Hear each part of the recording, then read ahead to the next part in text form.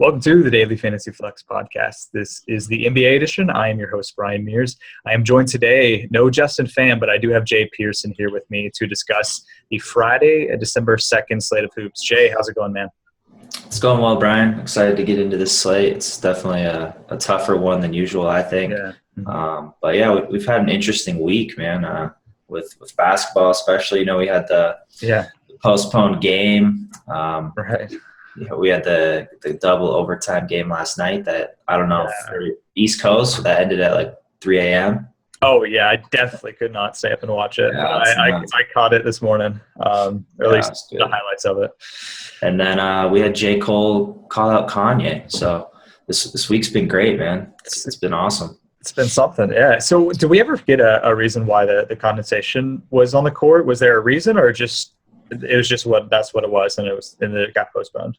It was a warm November day, and I think the staff left the heat on or something the night before, so it was like 75 degrees inside, and then there was so much condensation, that disaster. It reminded me of I don't know if you remember last year for MLB when the Athletics forgot to put the tarp on the night before when there was like a ton of rain in the forecast. Yeah. And it was a night game and nobody mentioned anything all day.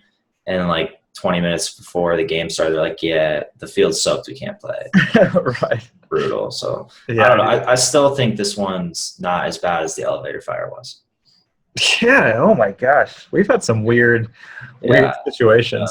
The legendary Mexico City elevator fire will always be the worst beat ever, because this one we at least had I think we got news like 25-30 minutes before. It's like 6:30, yeah. So it wasn't just after when everyone was tilting. Right. So I mean, I don't know. We could talk about it a little bit. There were a lot of interesting plays in that situation with tournaments and kind of going in on Embiid or Boogie. I think was definitely worth it in tournaments. And then cash, there's just no way. At that point, you got to get off completely. Player safety is obviously paramount. And so, I was leaning towards it getting postponed towards the end. Yeah, I mean, we've talked. You and I have done pods on strategy, especially tournament strategy for other sports, but it's applicable to NBA. And one thing that we've talked about is we like embracing the volatility of weird situations where you don't know what's going to happen, especially in MLB when you don't know if something's going to get rained out. It's a great way to get guys with high upside but low ownership because people are going to be scared off. But there's really no catch-all rule on how to deal with it. You have to do your best on following the Twitter account and trying to gauge exactly how bad the situation is and how much risk you want to take on as a result. So, it's tough. Yeah, if you had those guys in your lineup, it obviously didn't work out, but sometimes it does work out, Yeah, it's tough because you had to, really shuffle around limited time, but right. That's the fun of it. It's the something of it. Yeah, fun is a word. All right, so we're going to keep our regular schedule here. We're going to try to move through this pod pretty quickly. We'll start with injuries in 1 second, but then we'll hit on two games that I think are interesting. Speaking of the 76ers, that's going to be one game that we're going to talk about, them versus the Magic. It's in Philly tonight. And then we'll talk about the Rockets at Denver, which I think is an interesting game, not only because of just the fact that it's in Denver, the high altitude, but also because, Houston coming off that double overtime game last night. So we'll talk about the implications of that because I think it's a really important one to the slate. So first I'll kick it to you, Jay, for any news and notes, notable ones for today. Yeah, we got Jared Bayless was just ruled out, that sore left wrist again. So Sergio Rodriguez will draw the start. Joel Embiid will play 28 minutes, probably the most important news of the day. He will rest tomorrow. So for tonight, he's good, assuming, the court is good. D'Angelo Russell and Nick Young still both injured and out. Damari Carroll is questionable. He's going to rest either tonight or tomorrow. Joakim Noah is questionable with that sprained left ankle. Courtney Lee is doubtful, sprained left ankle. Paul Millsap questionable with the left hip. I think I saw something. One guy speculated it was closer to doubtful tonight, so we'll have to keep updated on that. Markieff Morris, questionable with a twisted left ankle. Will Barton, he's probable actually today with the left ankle. It's held him out recently. Jarrell Arthur, probable with the illness. It's held him out. Nikola Jokic is questionable with a left wrist injury. and Gallo is probable with the right thigh. So lots of Nuggets news, but none of it's really going our way as of now. So hopefully some stuff breaks. Right. Okay. Let's jump right into our games. The first one we're going to talk about is going to be Philly at Orlando. We usually like to pick two games that are on the higher end. It's going to be interesting for DFS purposes. But sometimes we just do ones that we think are interesting and worth discussing a little bit more in depth than the other games. This one's definitely not on the high total side. It actually has the lowest total of the night at 196.5. It's a pretty close spread here. 76ers are 2-point favorites at home, implied for 99.25. Magic down at 97.25. So let's just start here. Just talk a little macro first. The Magic was a team that really struggled defensively early on in the year. Just sort of couldn't figure out their rotation. In the last couple of weeks, they've really tightened up the rotation, especially with the front court. They've pretty much played just Vooch, Biyombo, and Serge Ibaka down low, which really has boosted their defense. They've been playing Gordon at the 3, which isn't great on offense, but he still remains a pretty decent defender. Is athletic enough to deal. Jeff Green has actually been semi-decent on defense, which is sort of weird to watch. So they've actually moved all the way up from sort of a bottom defense to now they rank 6th defensively on the year, allowing only 101.4 points per 100 possessions. So, Jay, I'm curious, some of these stats, especially DVP stats, are going to say that this is a positive matchup for Philly. But how are you dealing with these guys? I mean, obviously Embiid can sort of deal with any matchup. I think we agree on that. But for just teams against Orlando in general, are you fading? Do you think that this defense is sustainable, or how are you treating it? Yeah, I definitely think it's sustainable. That was their big thing coming in is, you sign Ibaka, you get Biyombo, and that's kind of how you base your team right there. The offense just isn't there. You lost Oladipo. Mm-hmm. I've been on Team Biyombo for forever. I think he's one of the top elite rim defenders in the league. Mm-hmm. So I'm happy to see him starting. And, yeah, you're right. Their defense has gotten better. It's obviously way better with Biyombo on the court than off.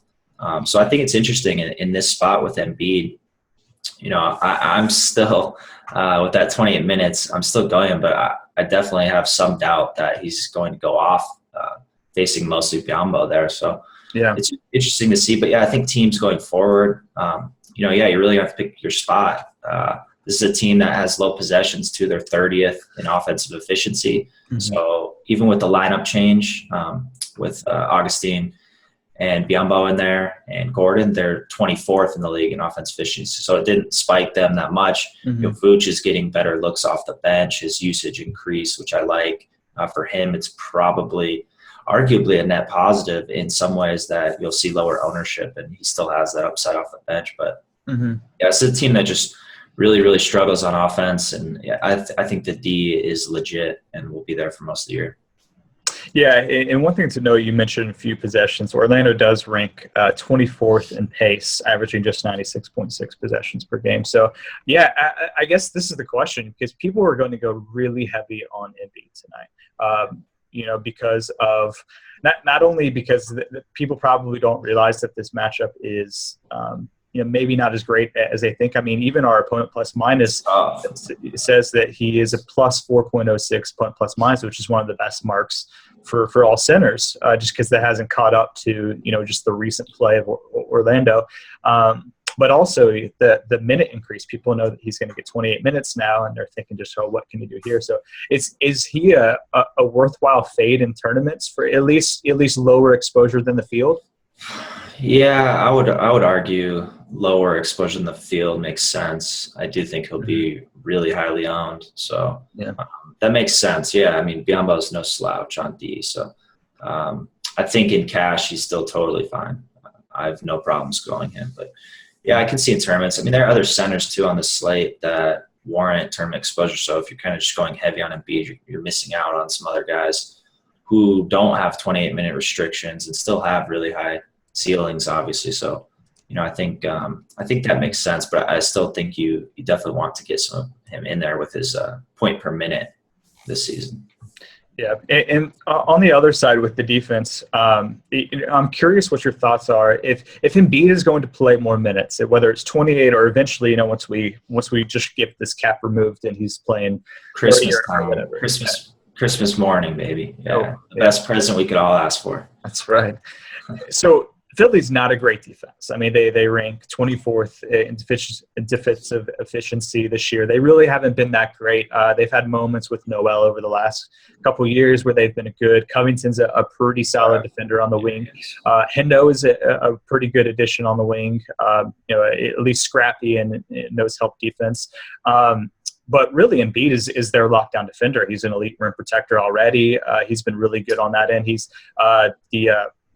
they've been averaging 106.4 points per 100 possessions just on the year, but that dips down about 4 points per 100 possessions down to about 101, 102 when Embiid is on the floor, which is good. That's a top 5 mark. So, I guess the question is if Embiid's going to play more minutes. I think we were already a little down on Orlando. I mean, they ranked last in offense this year. But just in general, moving on, is this a tougher defensive matchup just for the fact that Embiid's going to play a little more and defend the rim a little more?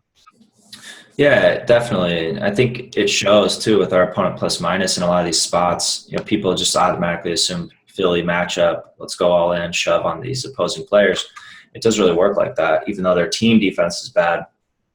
Covington's been great, I think, on the defensive end. He's been horrible offensively.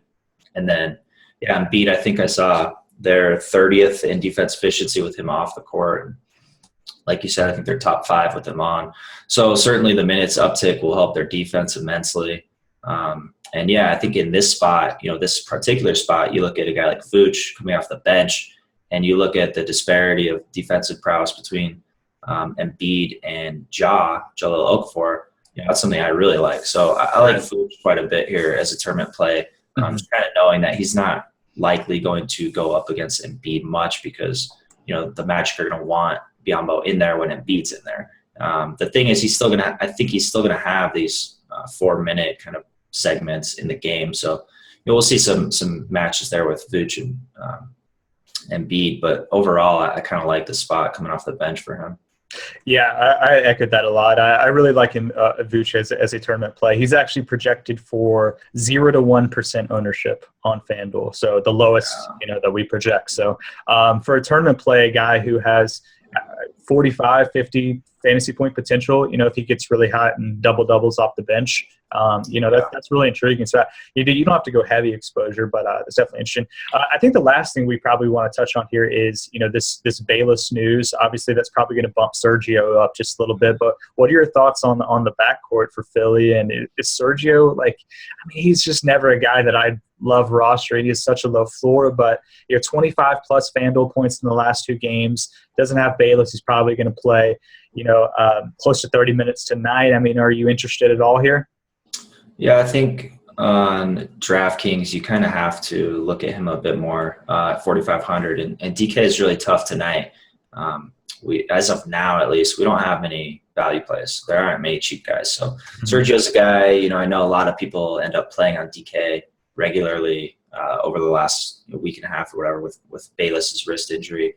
So, I think he's in the mix. I don't really like the spot just, overall. For any of these Philly guys outside of Embiid, none of them played big minutes. In the last 3 games, not a single player is averaging over 25 minutes per game. So it's just too spread out and difficult. I think, Sergio, so you look at on DK, and then Embiid more on FanDuel, but also DK too. So those are kind of the only 2 guys I'm considering on this end. Yeah, I'm in the same boat. Sergio is really only DK for me. FanDuel, you can get away with some of these. He's 4-4 on FanDuel, so it's a little less intriguing. DK is a much better price. All right, I think that's enough on that game. And we'll obviously touch on these guys a little bit more in the positional breakdown. Let's move to this other game, which is Houston at Denver. This one has the highest total on the board, pretty significantly at 218.5. The Rockets obviously, play that really tough late double overtime game. So usually how we do this pod is, I talk to you and Justin usually pretty close to after lock the night before, and we discuss which games we're going to do. And I wanted to do this game just because I was already curious about the back-to-back after facing the best team in the league in Golden State, having to go to a high altitude of Denver, and that was before they even played in the double overtime and Harden playing just ridiculous minutes and out of his mind. And so I think this is really interesting. It still is a high total at 218.5.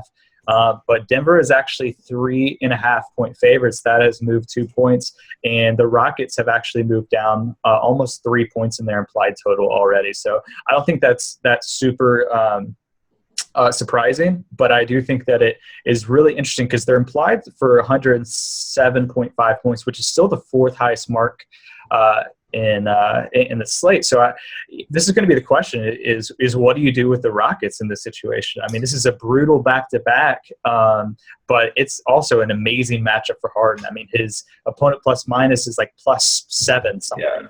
Yeah. So I'll kick it to you. I mean, what are you doing here?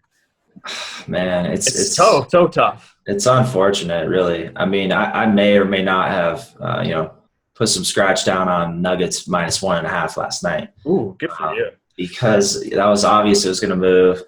Yeah.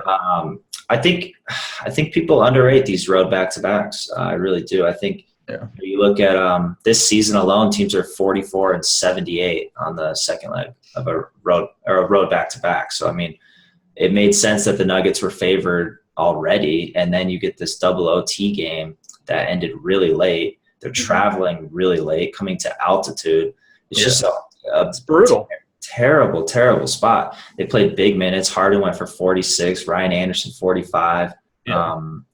Like Eric Gordon played 39. So it's tough as of now. I haven't seen anything with anybody resting. I don't think they'll do that, but I do think they'll limit their minutes throughout the game. So in that regard, it's really tough to pay up heavy for Harden and get 32 minutes out of him. Have that downside. And then the other guys are mostly tournament plays anyways. None of them are consistent enough to really stand as standalone cash plays. I mean, Capella is certainly in the mix when he has a matchup that will keep him on the court for a while, which in this regard, with the Nuggets being a good rebounding team, I think both these teams are actually top 3 in rebound percentage. So I like the front court on both sides. And he only played 25 minutes last night. So Capella's a guy who interests me. But again, that's a tournament play because you have Embiid there. So for me, the way I'm treating really this whole game, we'll get into the Nuggets after, but is just mostly tournament plays. I can't go in on cash. Unfortunately, it's terrible because the matchup is it's brilliant. So great on both sides. So it's really, really tough. Yeah. Yeah, no, I'm in the same boat. I can't do Harden and cash. It's just there's just too much downside. Especially with guys that I think are in pretty good spots. I like Boogie quite a bit against Boston in this game. I like Cat. Obviously, dropped close to 50 points against the Knicks on Wednesday, and then gets them again tonight. You have LeBron against Chicago. So I think there's other high-priced guys. I mean, Brow, if you want to take the spot against the Clippers. There's other high-priced guys where I think Harden is probably, if I had to rank these, he's probably the lowest of those guys because of the situation. I mean, really, if we were just dreaming up what is the worst situation for a player for DFS, it's like playing the Warriors in double overtime, almost 50 minutes, and then going to Denver the next night. Like, this is literally the worst situation you could be in. That's exactly what we're seeing. So I guess so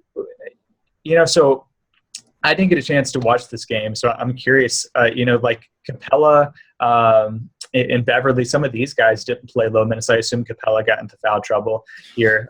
They played 25, or they just played small. Yeah. So, I mean, these guys, Capella only played 25 minutes or so. Beverly was below 30. I mean, as a value play or a tournament, I mean, you're probably not going to need these guys in cash, but if we're sort of just ranking what we like as tournament guys, I think we still like Harden. But other than that, what do we look at? Is Capella okay because of the low minutes here? Yeah, I think Capella's fine. It's a more traditional matchup for a center like Capella, facing Nurkic and the size the front court brings with the Nuggets. But both these teams can go small too. It's kind of like the Warriors. The Nuggets can go really small as well. So it's a situation I worry with Capella that, the Nuggets will just play a lot of, for Reed and Chandler and Gallo in the front court. And, the Rockets can match up that. The Rockets have Nene back tonight as one more body. He didn't play last night. Corey Brewer can play a lot of minutes. Decker's been playing well off the bench. So it's a spot I don't see anybody playing enough minutes to really crush it. But then you have to look at the matchup and the implied team total, and they're going to get there somehow. Right. It's just a matter of hoping one or two of these guys does majority, which obviously you look at Harden the most, but he also has an absurd price tag. So if he goes for 50, you're not winning tournaments with 50 from Harden tonight. Right. Yeah, exactly. I will say Beverly's a little interesting. He's only 4-4 on FanDuel. And Denver is sort of by far the best matchup in the league for point guards. Moutier has been pretty awful defensively this year. So he has a plus 4.48 point plus minus. He did play abbreviated minutes. It looks like he played just 29 minutes last night. So it's not like that I think he's going to be the way up there. He'll probably play 29, 30 minutes tonight. But if you're looking for guys who may not just be as exhausted as some of the other ones and potentially take advantage of the matchup, maybe Beverly's the guy. And at a 4-4 price tag, I don't mind a couple shots on him in tournaments for sure. Definitely. Really anything else on this game? I mean, the Nuggets side is equally as frustrating because they're getting healthy, and that's something we don't really want to see with a team full of guys that have minutes, and a lot of them actually have high usage rates. Wilson Chandler leads the team in usage, but you're getting Barton back most likely. You still have Gallo there, Moutier.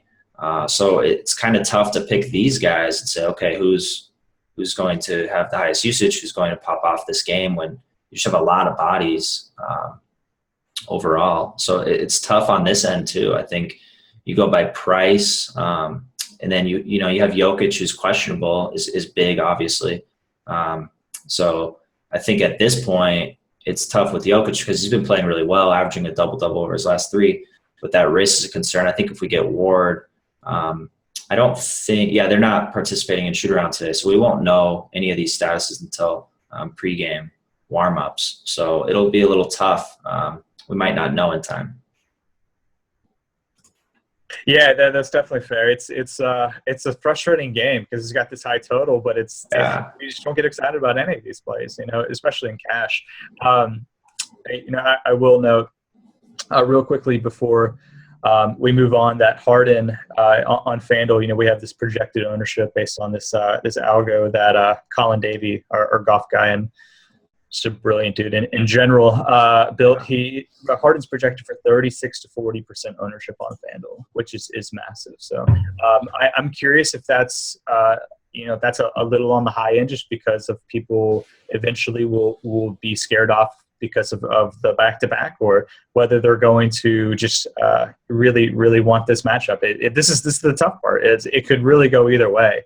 It's extremes on one end. It's the worst spot, but it's the best spot in terms of what you value. So 36 to 40%, if that ends up where it is, then that's definitely interesting fade territory.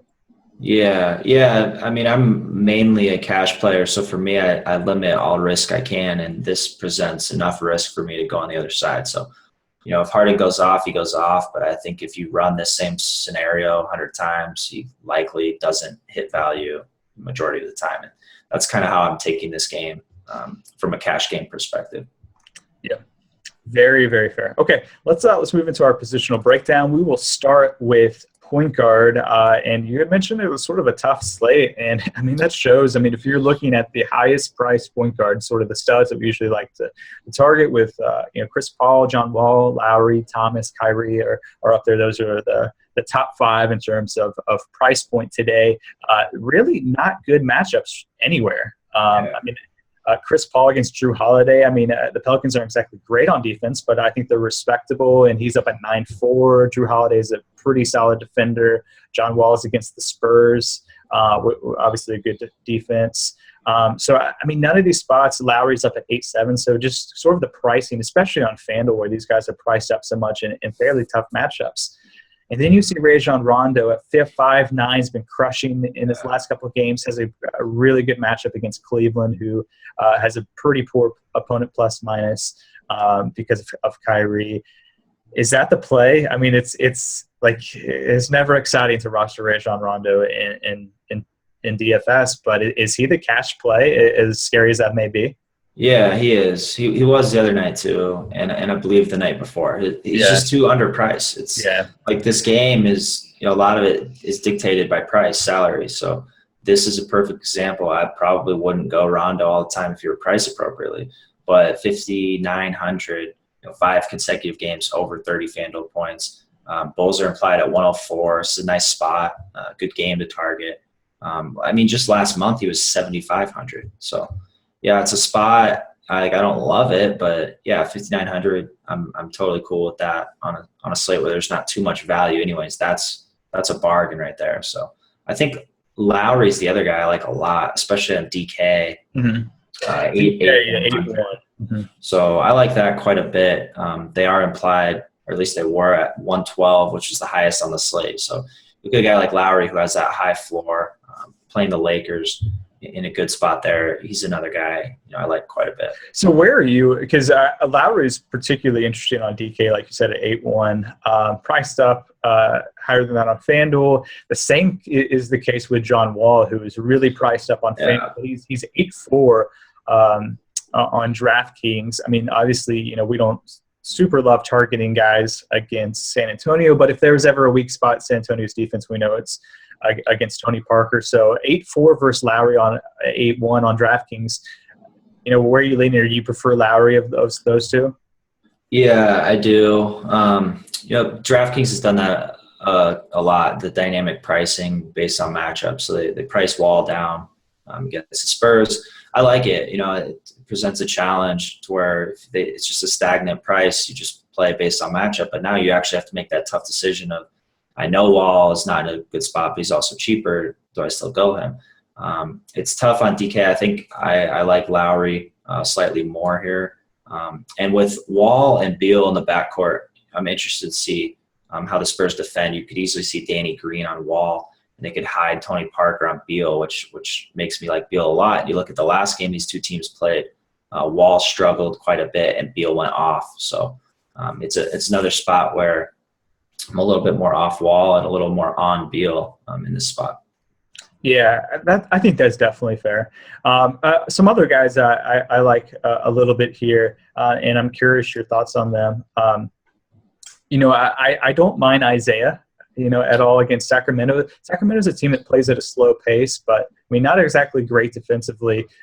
Isaiah didn't play super well last game, but he had been playing really well with Horford. It seemed like they had, that's his pick and roll partner. He'd been playing a little bit better. So Horford's obviously, he's going to be back, right? He just had a baby. Mm-hmm. Yeah, I think he was back last game. Okay. Sorry. Yeah. So whatever it was. Yeah. So I'm curious your thoughts on Isaiah. He's sort of an interesting, just little pivot down. Rondo is at sort of the price right below him, and then you just have to go up a little bit for the Wall Lowry tier. So he might be in that middle in between phase where people either want to go up or down, where he could be interesting in tournaments. Yeah, he's interesting even in cash. I like Isaiah a ton tonight. 7,500. That's a great price. And look at Isaiah. He's got that revenge game mentality. It's Kings. That's right. Yeah, I forgot about that. Yeah, that might be over with, really. But probably so. He's still friends with Boogie, I think. Right? I don't know. Oh yeah, no, it's more just the organization. He definitely went off against them the first few games. But yeah, anyways, he's carved a name out for himself now. He doesn't need to rely on that revenge game. He's made his own. So, I love Isaiah as a tournament play. I think that price is nice on DK. It's just going to come down to, if you're going to go Sergio or not there to save money. The thing with DK is you're really going to have to fight to pick your spots of who you're going as a value play. That's going to be the toughest thing by far is who you're going that's under 5K. There's just very few options. So you might have to sacrifice with your top end guys and go more guys in the price range like Isaiah. Yeah, definitely fair. Another guy in that same price range that might be a little interesting. He's sort of on the lower end of the elite tier. Kyrie has been not great the last couple of games. He's scored a bunch, but he hasn't gotten any assists. He's one of those. He's sort of like Clay lines where he puts up 28 points and gets 29 fantasy points, just nothing else. I think he's a little interesting here against Chicago. Another guy that I'm curious your thoughts on, and then we'll move on. We already talked about other guys we like Sergio, and we like Pat Bev just a little bit in tournaments. But the last guy that I wanted to get your thoughts on, Ish. Great game last game. Just crushed Boston. Put up 42.6 FanDuel points in about 36 minutes. Had a really solid all-around game with all the stats. And Atlanta is a good defense, but we've talked sort of all year that the place to target them is point guard. So at his low price point, he's especially low on DK. Interest at all to you at 5K on DK? A little bit. I think it's a little points chasey. Going him after that game. So I look at his general minutes range and realistic ceiling, and I'm not on him too much. I get the cheap price point. He's the same as Elf going against Philly, and I don't think either has that big of upside. Obviously, Ish has the higher upside as of late, so with the last game, but I don't know. I think you can get those guys. So the thing with them is they're 500 more than Sergio, who might be the chalk and who has a limited ceiling. So as a leverage play, pivot off that same salary range, I don't mind some Ish. Yeah, it is a little points chase. Yeah, I'll admit that, but the price point, it's definitely, I think, worth looking at. Let's move on to shooting guard. This is obviously interesting because for me, I love going hard in cash. So it's always tough, to not go hard in cash and fade him. He's so safe, so solid, and he would be a mortal. Like if they had the night off last night, he would be a mortal lock. Like you just absolutely, easy. Yep.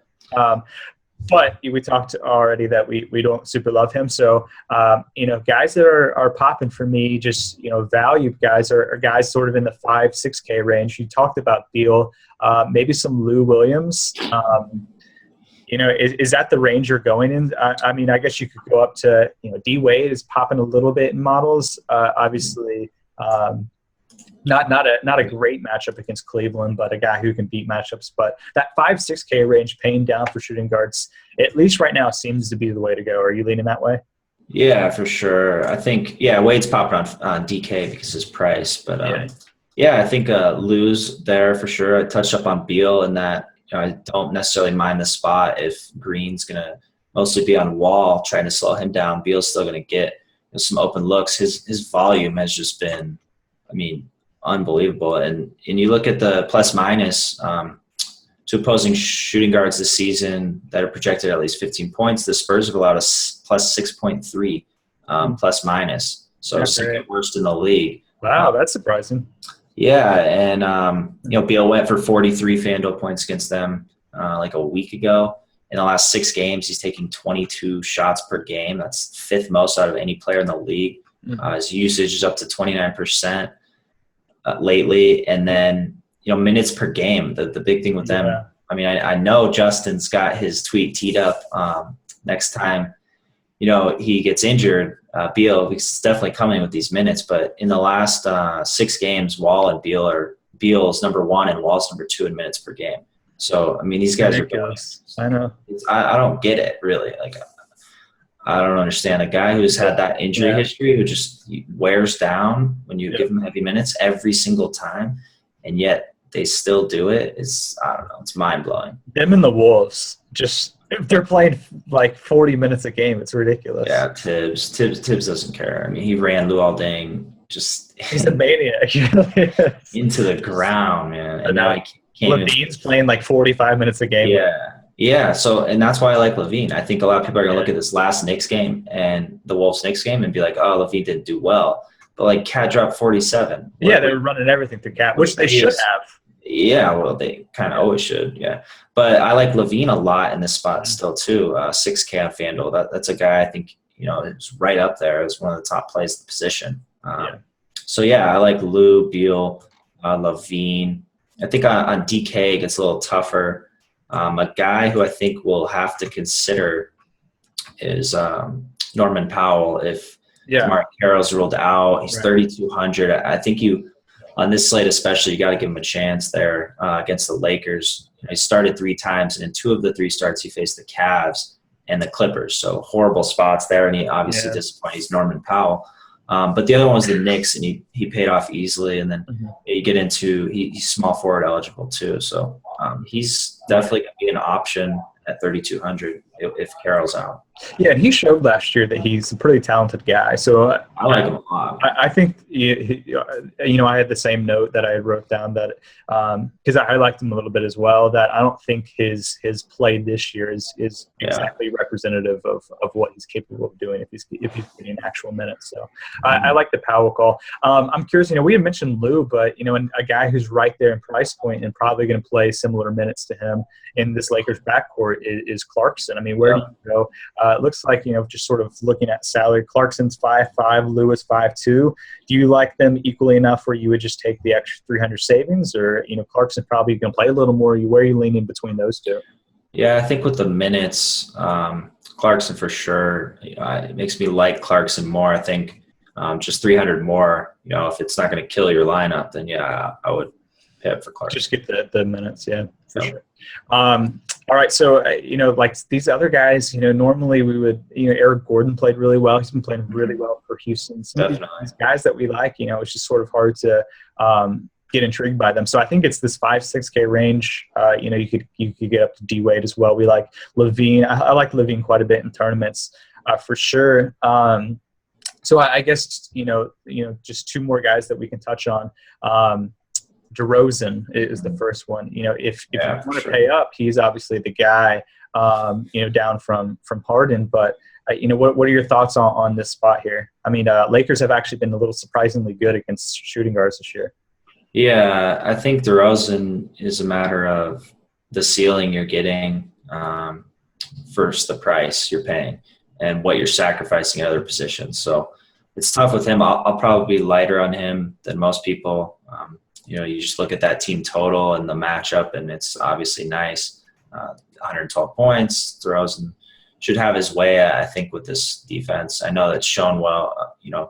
Defensively they've looked well against this position, but there aren't too many DeMar DeRozans in the league, shooting guards. So I like him a lot. I think I'll just kind of be under. I'm going to emphasize and prioritize on other players with, I think, higher ceilings. Different positions, exactly. He's definitely in the mix. I mean, I think you have to have some exposure to him for sure. The Raptors are implied for the most points tonight at 111.75. So, given, he arguably, if you are just sort of fade Harden tonight, DeMar probably arguably has a ceiling that's unmatched when you're talking about shooting guards if you just eliminate Harden. Probably. Yeah, so that's definitely interesting. And the last guy, we hadn't really talked about him in this Orlando Philly game. I'm off of him, but I figured Fournier. Yeah. I'd let you. Yeah, no, I don't mind him. Yeah, we didn't really bring him up earlier, but low GPP exposure for me. Yeah, for sure. It's just a tougher defense, slower team. Not a great spot overall, but and then I don't know. His minutes are nice. It's just his peripherals I've never really liked too much. Just very points dependent, but he has the ability to get up there. So a little exposure to him I'm cool with. Yeah, and one other guy I think who will potentially be rostered just a little bit here is Redick, who has been good in the last couple of games, but at 4.3 on FanDuel, where he's actually cheaper there than on DraftKings. I think he's a lot less interesting if Powell gets the start at 3.8. So he's sort of dependent on if Powell plays, then I don't foresee myself having much Redick because Powell's I prefer him sort of independent of price point, but definitely with the savings for sure. Agree. Shooting small forward. Let's move on to there. Maybe a spot to pay down a little bit. A guy who's probably popping for both of us is Jay. For sure. What are your thoughts on Crowder? Is he sort of the surefire cash guy right now? Yeah, absolutely. It's another Rondo situation on FanDuel where he's just simply underpriced. It was a great spot though too, playing against Kings, even though they play down in pace. 5,300, he's off that minutes limit that he wasn't even on that much. So I think he'll be extremely high in cash games tonight. It's just, if if you look at the models, he's so far ahead of the next guy in rating because the price. And you look at the other options, it's kind of thin in realistic plays tonight, and he just really, really stands out as a way to save money on this slate. And I expect close to 50% ownership in cash games. Yeah. Oh, yeah, for sure. Yeah, he's projected for about 30% right now, and that could definitely go up a little bit because this really is an interesting small forward slate. I mean, if we look at the top 5 price guys, we got LeBron, we got Jimmy Butler, Kawhi Leonard, Carmelo Anthony, Rudy Gay, sort of down from 9.7 to the 7K range. All of these guys have been very poor lately in terms of fantasy production. So, I mean, if you're just looking through, which guy you prefer, I think I prefer just given price point. Let's just start on FanDuel. I think Kawhi is my favorite of those. Well, where would you lean? How would you rank those guys? Kawhi for me is the guy that I'm looking at if I'm going to pay up in tournaments and have more exposure to one of these guys. I'm still going to lean Butler, I think. Yeah, he's my number 2, which is fair. Yeah, Kawhi is just, we're expecting, Aldridge, Powell, Parker, Manu back tonight. They should be fully healthy. It's just a spot where, we talked about it when Danny Green came back, that it was unrealistic to expect Kawhi to handle that offensive load the entire season that he was. First 2 weeks season where we were rostering him in cash like every night. And now even at 8,100, he's close. I like this spot for them, this game. That he's still an option there, but again, it's not a thing where I expect him to just go ham with the supporting cast, picking it up a little bit more. But yeah, I think LeBron, I think certainly interesting here, a guy who will probably be a little bit overlooked in a game. I like that game a lot to target. Obviously, they got blown out last night. None of them played heavy minutes. I expect a nice bounce back game tonight. So LeBron's one of my favorite tournament plays for sure. But I tend to agree in cash, you kind of want to spend down.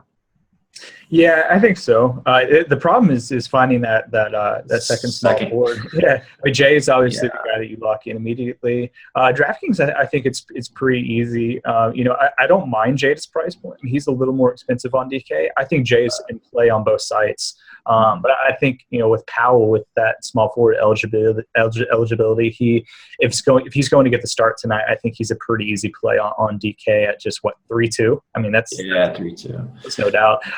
The problem is this small forward too. So it's do you prefer Kawhi, Jimmy? I think I would prefer, if I'm going cash, I think I prefer Jimmy just a little bit more if I could get the 700 extra. Mm-hmm. I think he has a little bit safer floor. Just in general with his role in the offense. But, one guy I'm curious about on FanDuel, but this is really thin, but, it's already a thin position. What do you think of Ingram?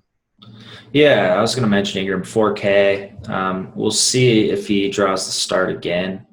I would expect him to, but nothing's for sure with Walton with those rotations. So, obviously, Nick Young's still out, so it's just a matter of who he's going to start at the 2. But yeah, I think he's fine at 4K. I think another guy who's fine in cash as well is Wiggins again at 6K. He just terrifies me. And yeah, he's very terrifying. He was heavily owned. He was like 35% last time against the Knicks. I just can't do him in cash. I mean, tournaments I love that. Yeah, it's again, and I think last slate too, it's more of just a way of prioritizing fitting in these other guys. Not paying up for Jimmy when you have Wiggins a lot cheaper. And then getting in like Boogie or whoever else on this slate that you want to pay up for. But, he's in the mix too. So I think your small forward 2 on FanDuel, you got options. It's not like you're going to struggle to choose someone.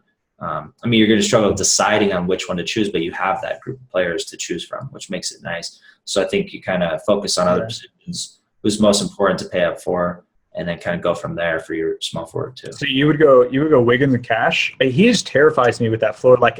He does me too. Yeah, I do. I think I prefer, and this is probably an awful take, so you can call me on this. I think I prefer Porter at the same price, even in the matchup against the Spurs. I don't know. For consistency, I get it from that standpoint. He's not going to be below 25 FanDuel. Right. Wiggins can get 18. Yeah. More or less, yeah. Right. Yeah. Yeah, I get that. I mean, yeah, I'm not going to try to go Wiggins. I'd like to go. If I was going more head-to-heads, we've talked about this in our bankroll mansion. If I was going more to head-to-heads, then Wiggins would be the guy. But if I'm playing sort of strictly double-ups and stuff, I would probably go down to Porter or pay up for Butler or find something else than Wiggins. But yeah. I get it. He's a great price right now and definitely has a nice matchup against the Knicks. And playing, obviously, 40 minutes, but he's scary, man. Yeah, for sure. I think on this slate you can pay up at small forward too. I think that's doable with, if you fade Harden. Yeah. Well, would that be paying up for small forward two, or would it be paying up at small forward one and then go into Jay? What is the definition of small forward two here, Jay? Small forward two for me is the one you don't want. Yeah, like small forward one's the guy that is a clear play, and that's Jay. So he's small forward one. Man. Saracen QB one, Jay Crowder small forward ones. That's all I'm saying. I like it. All right, let's keep on moving power forward, and we'll hit center to finish up. So I think we've talked about with Rondo and we talked about with Jay, just guys who just for some reason cannot be priced correctly on FanDuel. You know exactly where I'm going here. We've been rostering him in cash for like 20 straight slates, but Porzingis he's still the lock in cash. I mean, for forever. Yeah, forever. If they're going to keep feeding him the rock, yeah, that's all we wanted last year. Year before, his minutes got yanked around. Now it's he sees a high usage rate. The offense just is really running through three guys. That's it. Courtney Lee's doubtful, so we're not expecting him to play. Not that he had a high usage anyways. But yeah, you get Porzingis, Rose, and Melo. This is the offense, and you see Melo take a hit lately. As far as his ceiling, and a lot of that's going to Porzingis. So, yeah, even at 7,900, I think you prioritize him in cash on the slate. I don't think you're sacrificing too much paying up here with the other positions. If you you have Jay to save at, you have point guards, not too difficult to pay down for guys there, and same with shooting guard. You got a lot of value there. So, Porzingis makes for pretty easy play for me. Yeah, very, very easy play. The question, again, like small forward is where do you go at the power forward too? Power forward's always been in an ugly position this year. So I think the question that we just need to address here is what do we do with Brow? Brutal matchup against the Clippers, very priced, but he's a guy that you can get in if you're not going hard. And so I don't mind Brow personally, but you may disagree here. He's definitely a much better price on DK. But you obviously only have to get one on DK, so that makes it interesting. Right. What are your thoughts? Yeah, the slates kind of comes down to these high priced guys. Harden in a great spot, but you have the minutes concern. Anthony Davis in a difficult spot, but he's just been going off, and it's really hard to fade him on this slate, especially if you fade Harden. You're just eliminating the two guys. The two best guys, 70 point real probable upside, it's almost normal for them to hit that more often than not. So yeah, it's really tough. I think it's gonna come down to Boogie plays a large role in this. He's not cheap. He's cheaper than Anthony Davis, but if you go him and Anthony Davis, it's gonna be tough. You're really gonna kind of suffer there. On DK, it's a little different. You can get Embiid and Boogie. On FanDuel, I think most people will just stick with Embiid, and you're not getting Boogie. So really, Brow, I have a higher chance of probably playing him on FanDuel than DK in that regard. I think it's a tough spot. The Clips have been playing great defensively. Power forwards have not done great against them this season. Yeah, but if he's going to play 40 minutes, it almost doesn't matter to me. Yeah, if he's going to play 40 minutes, he might play 12. That's true. That's something you have to think about. He's been on too good of a streak to keep this up. It's coming. No, it is. It is. He's a scary one to rush. But in my opinion, at least sort of how I'm building cash, I really like Boogie. But if I'm not going hard, which I don't believe I am right now, I'm gonna go Brow. I feel like I have to go Brow. I think this is a decent spot. It's not a good spot matchup wise, but he's played 40 plus minutes in each of the last three, and has crushed really against everyone. He's played some bad teams in that mix like Portland and stuff, but he's just been crushing. So even in the tough matchup, I'm fine with it. Yeah, like the matchup comes out. It's a tough match for the Clippers. I'm not. Brow's pretty unguardable at this point. We saw it against the Warriors when they like triple teamed him, and he was just sinking every 18 footers like it was nothing. So, I don't think he'll just be down low the whole game. It's not like it's just going to be him battling against DeAndre down low. He can hit from anywhere. I do think the Clippers have the personnel to make it difficult for him and focus on him in this offense. Seeing this streak kind of coincide with Drew getting more minutes too. Other teams can't really triple Brow with the Pelicans having a few more options. I mean, one way better option in Drew in the offense as well. So, I still like the spot. And I think given the power forward position with, like you said, power forward 2, which, again, I think Davis is power forward 2 here because Porzingis is the one you put in first. Yeah, that's fair. So, I'm totally fine with it, and that's probably what I'll end up going. Brow, Cash.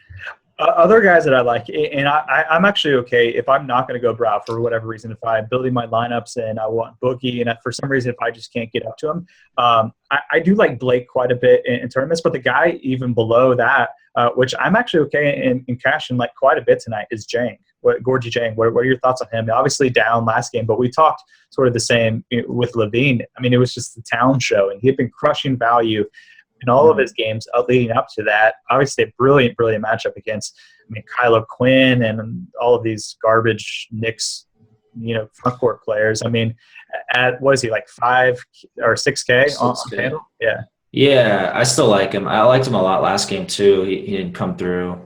But he didn't destroy your lineup. No, 20 is like his floor, basically, with the minutes he's getting. Yeah, I still like him quite a bit, for sure, at 6K. I think he's probably the guy you go if you don't go Brow and Cash. I think so too. Yeah, I think it's Kristaps Jang if you don't pay up. Yeah, Tobias has been really, really nice lately, 5,700. So that's another option there. Yeah, I love Tobias in tournaments. The matchup down low scares me a little bit for cash games, but I love him in tournaments. But Jang for me is the guy if I'm paying down that I'm going in cash. Yeah, I'm fine with that. And then I think Ibaka is decent in tournaments. He's kind of flashed that upside lately. And then another guy I like for tournaments is Julius Randle. Coming off that 20 rebound game, you certainly want some exposure to that kind of upside. Agreed. Okay. Let us move on to center. I think a very, very interesting position, maybe the most interesting position tonight. We have Embiid, who's just still drastically underpriced on FanDuel at 6'2", obviously going to play up to 28 minutes in this game. We already talked about this matchup, so we're not going to dive into this matchup again just because of what we already said. But we do like Embiid, but there might be some underappreciated risks there. Boogie, I think, is a really interesting guy. I think you sort of have to go Embiid on cash in FanDuel, but Cousins, and then we obviously have to mention Towns, who just destroyed the Aqua Knicks front court 2 days ago. So, where are you looking at the center position? Do you agree that Embiid you sort of have to go on FanDuel, and maybe where are you going on DraftKings? Are you still Embiid, or do you not mind paying up for Towns or Boogie? Yeah, I think most people are going to look at this position, and it's the 3 obvious choices with Embiid and Cash, Boogie and Cat, the 2 top tournament plays. And that's kind of not shocking for everybody to come to that conclusion. So are you Embiid and Cash on both? Yeah, I am right now, as of now, for sure. Yeah, but I think Cat at 8,900 on DK is definitely interesting. I just don't think you'll be able to afford that, really. It's already very difficult to afford some of these guys there. So I think you kind of go on the cheaper end and just pay Embiid, even though he's better play on FanDuel with the price. Yeah, that's definitely true. I do like Cat obviously quite a bit. I don't think that's a shot given that he almost dropped 50. If we're looking sort of down from those guys, we had mentioned Capella as potentially a play here. Another guy who's probably really underpriced relative to where he's been recently, even though he struggled a little bit last game, was Tristan Thompson. Mm-hmm. So I think he's okay. We mentioned Vooch off the bench. Yeah, man, it's hard. It's hard to really get excited about a lot of these guys. It seems like maybe the move is just to keep a smaller player pool for center. Is that what you're thinking? Yeah, but at the same time, it's what everybody's going to be thinking. So sure. Yeah, like you got these three guys that just stand out so much, and even me, I'm mainly just going those three, but. So is the play Drummond. Like it's still basketball, it's still like if you're going to get some of these guys at 4% ownership. Drummond's about 5% ownership projection right now. I mean, obviously brutal matchup against the Hawks, but for sure. He's down at 7-9 on FanDuel. Right. Yeah. So you have guys. I mean, even Dwight on the other side. I don't know. Yeah. I mean, for me, it's going to come down to Embiid, Boogie. Cat, and then like earlier I talked about Vooch, liking him off the bench against Ja. So those are kind of my core of centers, and beating cash on both sides. But I think there's interest in some of these other guys relative to the ownership. So I think it's big to kind of focus on like if everybody's coming to the same conclusion because it all makes sense. It's easy to predict ownership with these guys that some of these guys are going to fall off with ownership. Yeah. One guy that I will mention that I like quite a bit on DK for tournaments is Al Horford. He's a guy who's probably not going to guard Boogie, so you don't have to worry about the foul trouble. So I like him quite a bit. He's 6'5" on DK, which is really – he's got like 95% bargain rating. Pretty high. Like that. Yeah, that's a good tournament play. Yeah. He'll be low on for sure. Like it. Okay. I think that will wrap it up. Jay, you got anything else? No, that's it. Hopefully all courts are dry tonight. Yeah, man. That was crazy. That was a really quite the experience being on the news for that. But I think it's very difficult to say. I think you're going to have to determine what to do with the Rockets-Nuggets game first, which we talked about earlier. Yep. I just want to stress these road back-to-backs are not good as is. You had the overtime, the altitude. It's even worse. So tough. It is tough, but we hope that the pod at least helps you narrow down your focus here. As always, good luck in tournaments tonight and through the weekend. And we will be back on Monday for another pod. So thanks again for listening. For Jay, for myself, Bryan, we're at Bryan_Mears at Doppelsikes on Twitter. Give us a follow. Obviously, follow Fantasy Labs NBA for all news. Good luck tonight. We'll talk to you guys next week. Good luck, guys.